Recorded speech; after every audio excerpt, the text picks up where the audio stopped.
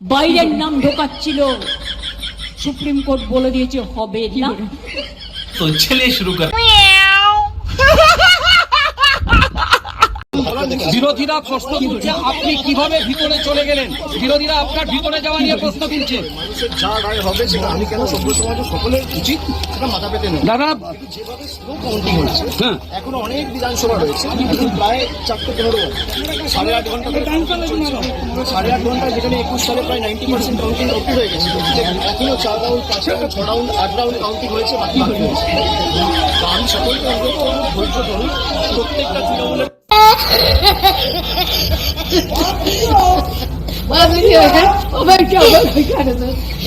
আমি সংবাদ মাধ্যমকেও বলবো নির্বাচনের স্বার্থে, গণতন্ত্রের স্বার্থে আমার এই কথাটা প্রচার করতে। অনেকে জানেন না, বলে টিপু আপনি ধরুন একটা সিম্বল টিপে দিয়ে চলে এলেন, দিয়ে চলে আসবেন না, 10 সেকেন্ড অপেক্ষা করবেন। ওটা কিন্তু ধরা আছে টাইম। আপনি দেখবেন ভিভিপ্যাটে আপনি যাকে ভোট দিলেন ভোটটা সেখানে পড়লো কি বুঝতে পেরেছেন? কালকে একটা ভিডিও পেয়েছি, দেখলাম একটা পার্টিকে ভোট দিচ্ছে আর একটা পার্টিতে ভোট চলে যাচ্ছে। সেই জন্যই আমার কথা হচ্ছে আমাকে পাবলিককে অ্যালার্ট করতে হবে।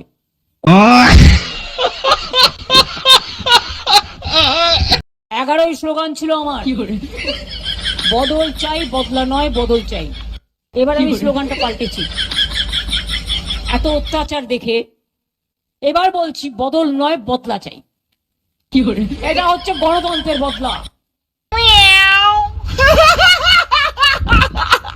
ये डर हमें अच्छा लगा। ममता बंदोपाध्याय के গোটা বিজেপি ভয় পায়, নরেন্দ্র মোদী ভয় পায়, অমিত শাহ ভয় পায়।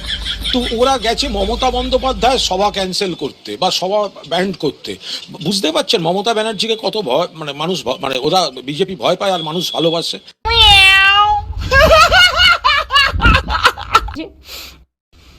আমার সারা জীবন স্ট্রাগলের মধ্যে কেটেছে। যতদিন সিপিএম ছিল মার খেতে খেতে এগিয়েছি, জীবন মৃত্যু পায়ে ভিত্তি করে এগিয়েছি। আর যেদিন থেকে এই বিজেপি সরকার এসছে, সকাল থেকে রাত পর্যন্ত যেন মনে হয় আমরা এখানে অপোজিশনে আছি আর ওরা রুলিং এ আছে। আপনারা দেখছেন মাননীয় রাজ্যপাল আসছেন, সাথে কত সিকিউরিটি, আমায় ঢুকতে দিচ্ছে না, তারা ঢুকে যাচ্ছে। ইভেন একটা পার্লামেন্ট অ্যাসেম্বলিতে সিস্টেম আছে, এটা ওনার দোষ নয়, আসলে ওরা জানে না। আরে